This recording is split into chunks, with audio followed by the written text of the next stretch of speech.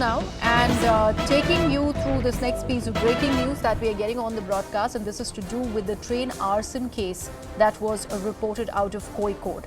Now we are told that the National Investigation Agency has taken over that particular case where there was one accused who's been nabbed, and how there was a terror angle that was ruled out earlier. Now NIA is going to be probing this particular case.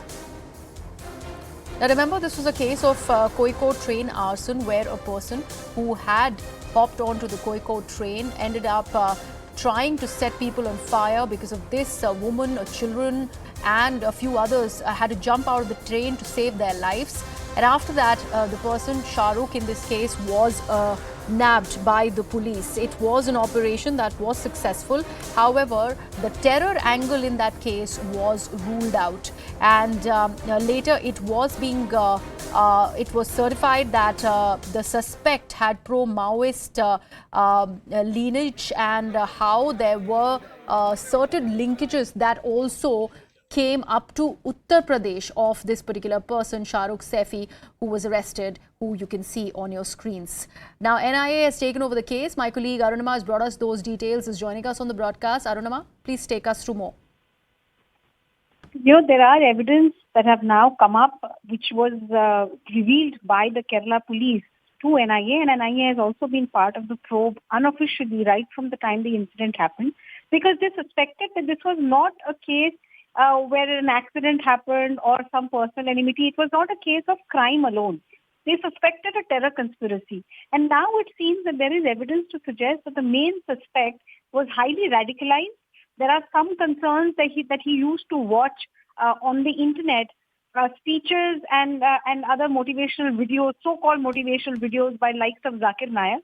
And that could have played a role in him going and, giving this terror conspiracy its final act, playing out the final act on board this train. So exactly who was providing him with the funds? Was he acting alone? Is he a lone wolf? Is he in touch with anybody else? Are there cross-country references here? That's the reason that NIA has been asked to take over this case. The state police also consulted, post which Ministry of Home Affairs issued that notification, and now NIA has re-registered the FIR.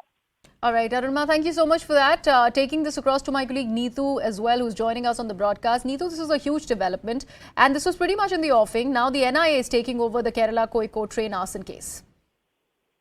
That's correct. Ever since the UAPA section was registered yesterday, there was it was being told that NIA will be taking up this case, and this delay was mainly because there was no UAPA section that was slapped.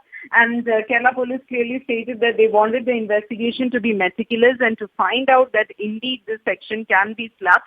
And once they have the evidence for all that, that is when they did this. Now today his police custody has ended. The accused Shahrukh Saifi was presented before the court and has been remanded to judicial custody. He is most likely to be shifted to the Viur high-tech jail is what we are understanding at the moment.